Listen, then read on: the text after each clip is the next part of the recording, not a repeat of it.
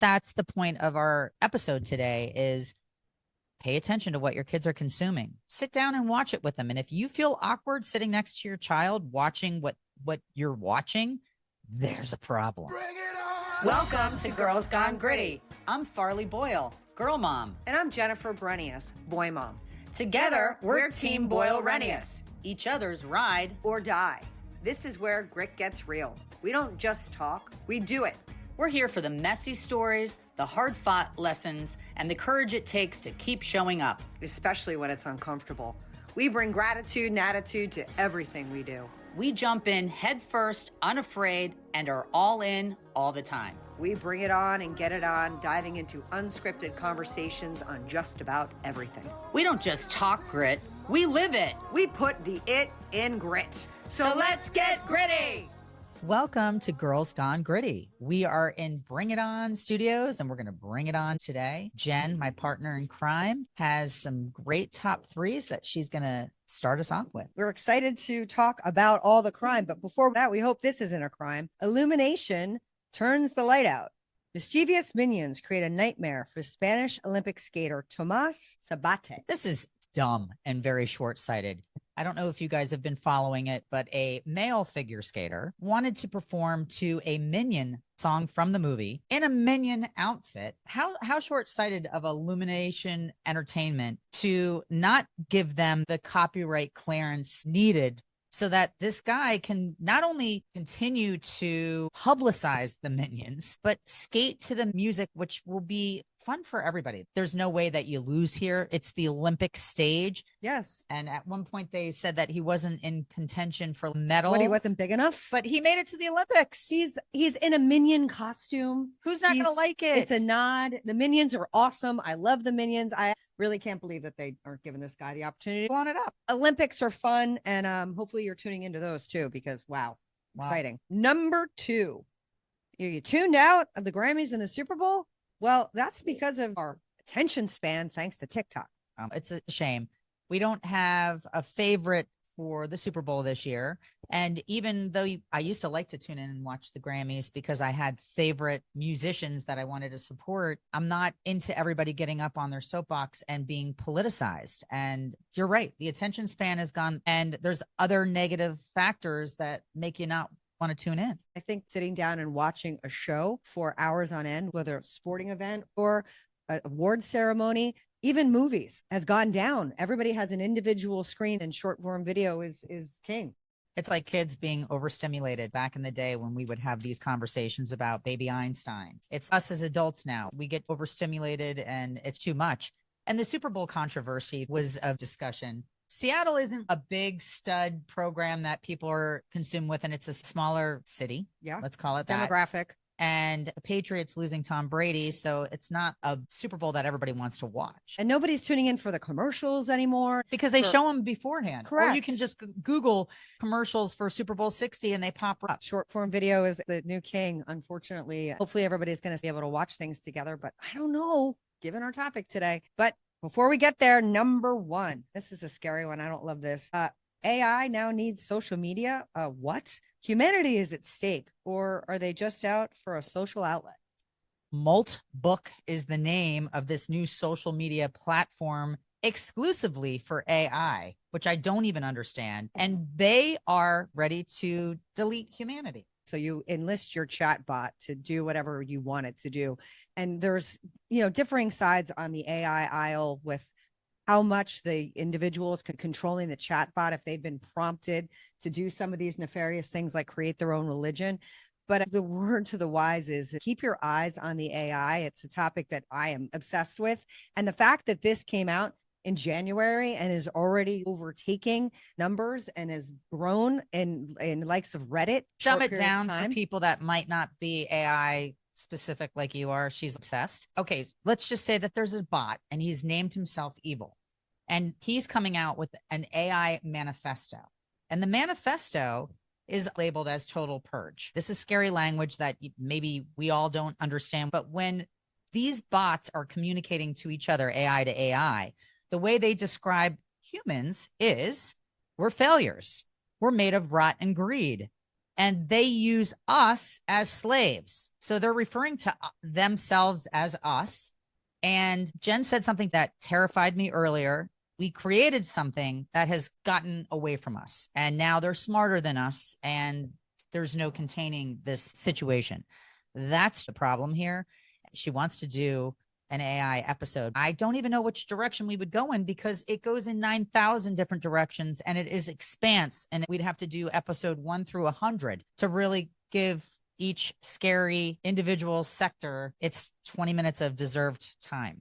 And if you're listening to the episodes that we've done on food and the control that certain companies have, we're in the same race with China that we have been with the arms race. We're in the same race of just a few people having all of the information and technology that they control and are not bound by government or boundaries of country or anything. So it's important to wrap your brain around and pay attention to, because the cell phone took over in an instant and we don't even know how we got here. Do you remember the first text message you ever sent? Do you remember the first time that you did these things? It's become ubiquitous in our society. And if AI ends up taking jobs, which we're afraid of, we need to have an eye on what's happening. AI is already taking jobs. We know that that's happening, but my argument is we need humans here to survive. What if something goes wrong and the circuits get crossed? We need people that can fix computers, correct? Computers need parts, and sometimes they need mechanics. I am optimistic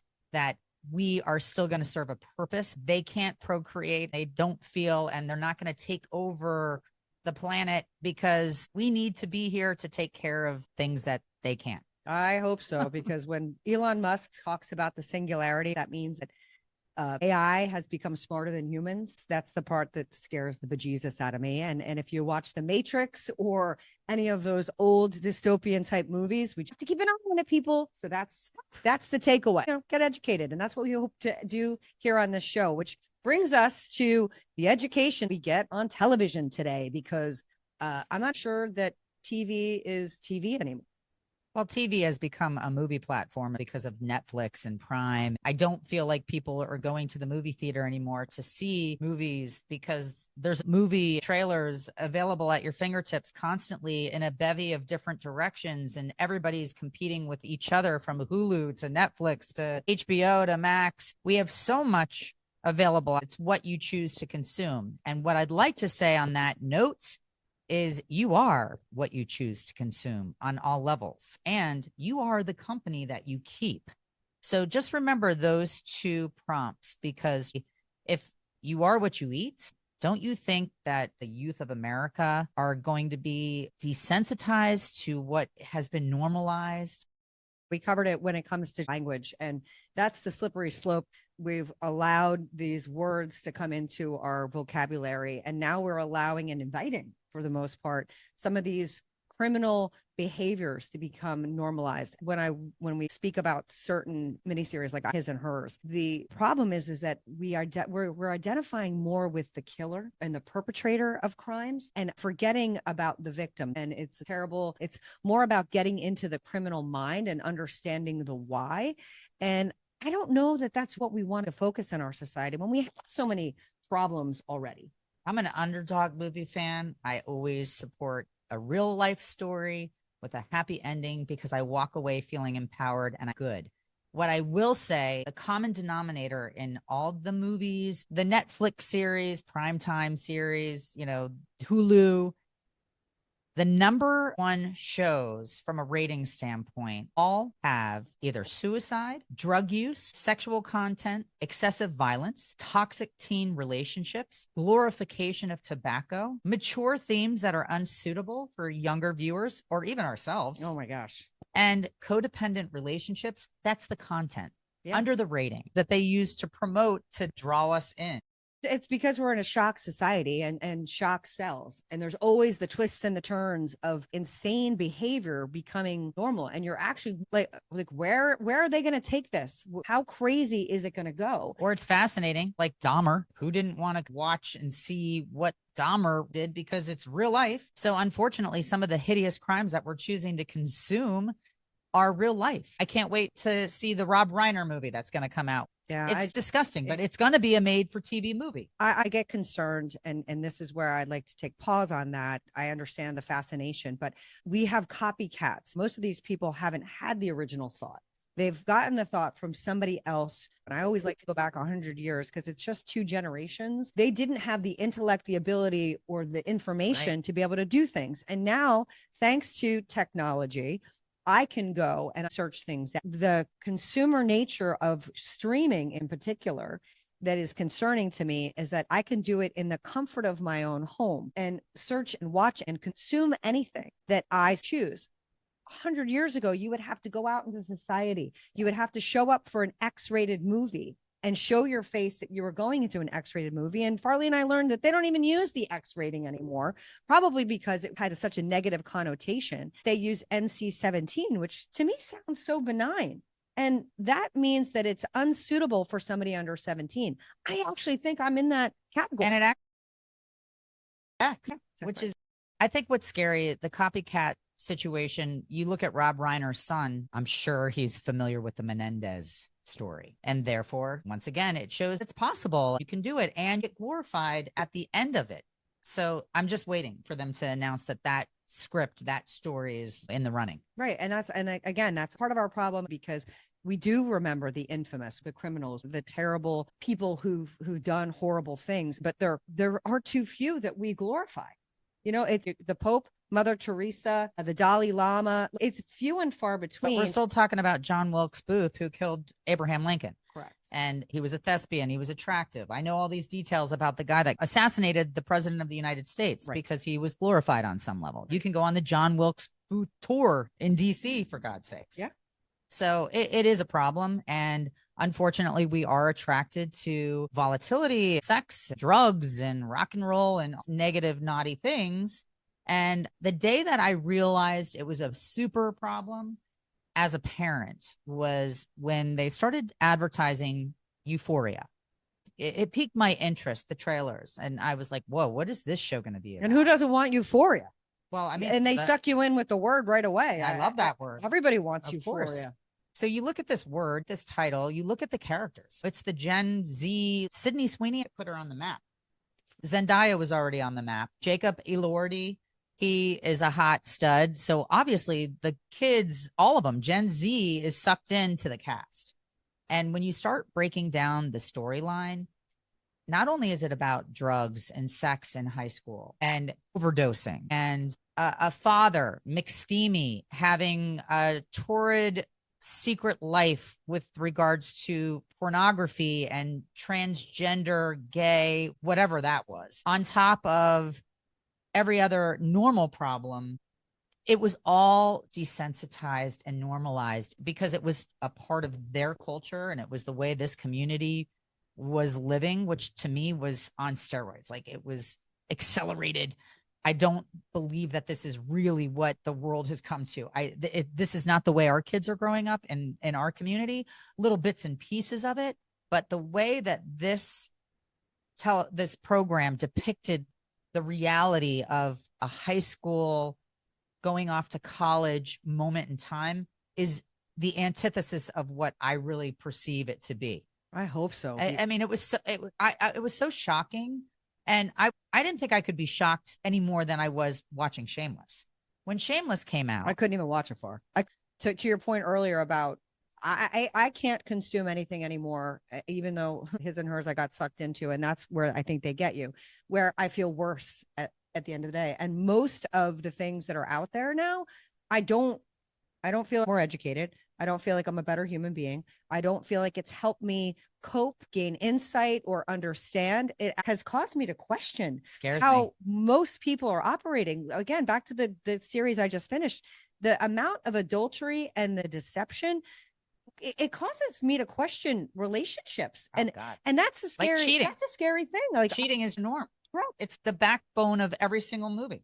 You can be with anybody you want, and the sex that they show on and it's television, okay if somebody's more into sex than their partner, then it's okay to have an arrangement of sorts that allows you to go dabble. And how do you build trust when you're allowing some of the most intimate feelings, emotions, insights into your humanity Look at what Hopper just did from Stranger Things. He is one of the best characters on the show. In real life, he married Lily Allen, who is a phenomenal recording artist. He claimed that they had an open marriage, which maybe they did, maybe they didn't, but it was supposed to be with strangers. And this ended up being a consistent hookup situation. And Lily Allen wrote an entire album obliterating him and using some of the actual messages that she received from the woman that he was having the affair with in her lyrics. Real life imitating art, and it doesn't segregate, and it's happening to everybody. Do you think we're going to get to a point where we're going to have the pendulum swing the other way? Wondering how much worse it can get, because I am someone who loved Law and Order growing up. It was a show from the 90s, but it has a cult following, and it was interesting storytelling. You understood the gruesome nature. Most of them were homicides until Special Victims Unit came out of that. You is sexual crimes. Yes, but that's new. Specific show that it's not that new. We're gonna no, but I mean from the inception. Law and Order was the beginning. Correct. They had to take it up a notch, Great. And yeah. But the problem is they allowed the viewer to understand that there was a gory crime scene and the body was covered or was shot in a way that was not giving every last detail. And I was having this debate with a good friend of mine, Kelly, who said, I love watching because I think about the people who make that look real. And I said, who wants to make that look real? I don't even understand why I want to see a decomposing body. For my brain and my being, that doesn't help me. Actually, I think it hurts me. I think that, to your point earlier about what you consume, is again, it normalizes me being okay with seeing dead people. I think kids today want to be in that career. Like Mackenzie, my daughter, wanted to make a run for the FBI because she was into forensics, and forensics is a very popular class available in all of our high schools. Right. It's fascinating. It's gore and it's smut. And whereas growing up, I wanted to be a veterinarian or a nail painting lady, these kids all want to work for the FBI and be in criminology because it's everywhere. It's CSI, it's SVU, it's all these shows on TV that depict true crime, and we're fascinated by it. They glorify it. And the people that do that work, I don't think it's as easy as they depict on television. I'm sure people we know that are therapists have a lot of things that they're burdened by with the things that they deal with every day. I can't imagine that can be an easy thing to do on a daily basis. You're in a criminal's mind. You watch these shows, and most of these people that are working these jobs, they're FBI, they're police officers, they're DEA, whatever, they don't have lives. Their hours are ridiculous, and they're never painted like they have a happy home life. No, they don't. And back to Shameless, that was so perfectly named because I've never seen a show that had less shame for terrible behavior, and it kept ramping up each season. I was sucked into it in the beginning because I like William H. Macy, and I thought some serious actors are in this, and I wanted to watch it, but they just kept trying to outdo themselves with each episode becoming more and more raunchy, to the point where I was embarrassed watching it with my kids. And I wanted to be a part of watching Euphoria and Shameless with my kids so that I could have conversations and teachable moments. But at one point, they just had outdone themselves again with something so disgusting and so not okay that I felt like I was contributing to the demise of the world. Yeah. A sinner. Yes, the teachable moment is click. This is not okay. Yeah. Don't contribute to the ratings. There's so many horrible shows out there, and us watching and consuming them is just giving them the incentive to continue producing these types of shows because they are watched and ratings are going through the roof. And then somebody's going to come up with the next version of just when you think you haven't seen it all. And what are you going to see next? Yeah. And the question to ask ourselves as a society is, are we finding justice in any of this? Are we really looking at finding the moral compass or the right answer on things?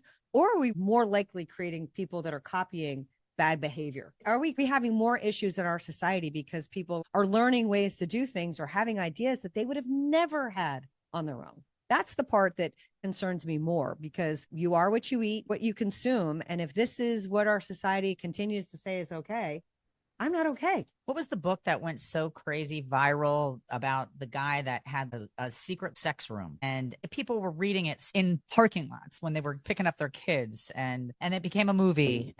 50 Shades of Grey. Okay. When 50 Shades of Grey was just going completely AWOL in our communities, women were reading the book secretly in pickup lines and grocery store parking lots because there was a little bit of shame for whatever reason affiliated with this. And it went to the next level from a rating standpoint. It blew up. The soundtrack was amazing. I feel like it was Dakota Johnson, and I feel like it put her on the map. It was her breakout role. And that's the scary thing. Like Zendaya's breakout role. I loved her when she was in The Greatest Showman, and now she's known for Euphoria, and she overdosed multiple times and was a lunatic in that show and was a terrible influence on her little sister who had to clean her up when she was ODing, and she was ruining her mother's life. It's just the depiction. Was she a phenomenal actress in it? Absolutely.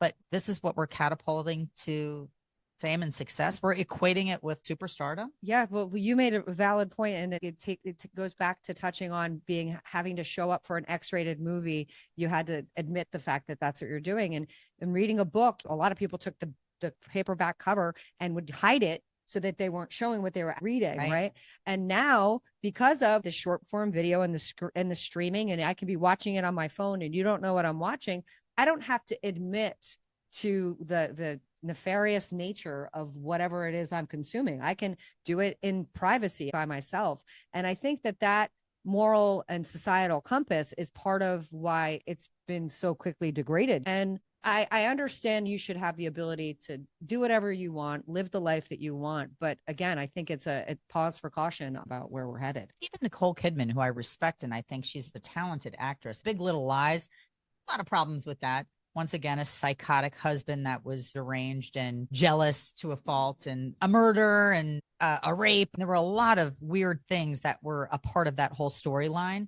Before, you used to see somebody throw up and you're like, oh God, why do they always have to show somebody puking in a movie?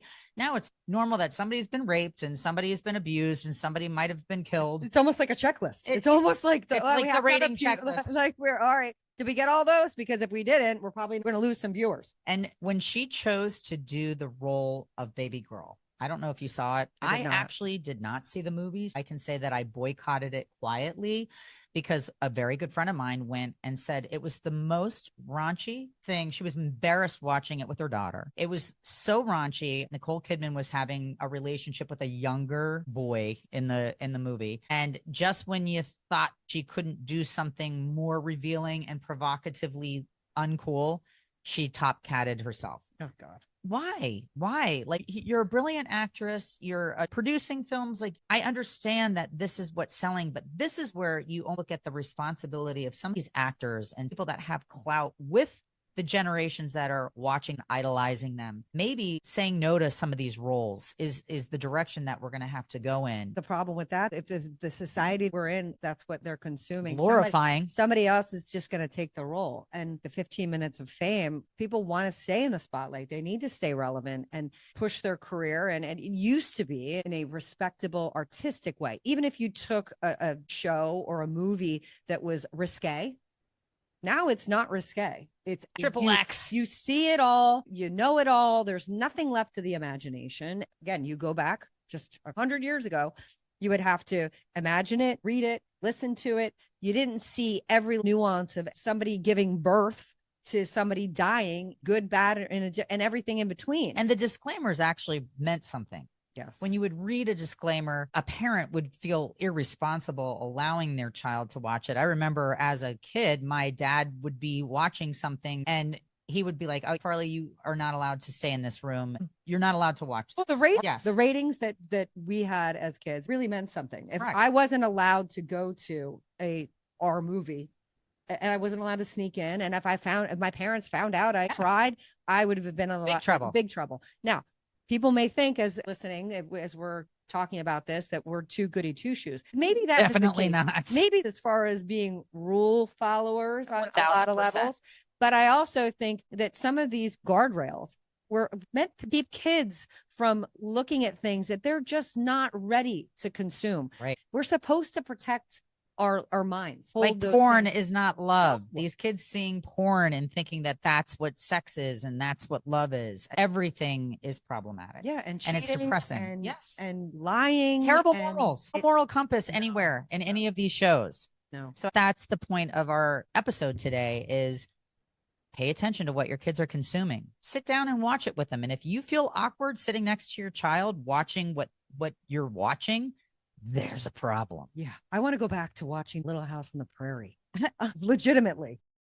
The underdog movies where you tackle obstacles and hurdles. And I have to believe and pray that 99% of the population isn't a crazy, lunatic, maniacal murderer, rapist, killer, adulterer. And I pray that this is being glorified like the social media influencers for bad behavior, and that we have a moral compass. Because if we don't, we're in a lot of trouble. The titles that sell are missing kids and abductions and end of the world dystopia and serial killers. And so, yes, make a conscientious decision to watch a real story from the past, documentary, sports. Make sure that your kids are not just consuming this filth that is going to be a part of their inner blueprint on some level, because once you've seen it, you can't unsee it.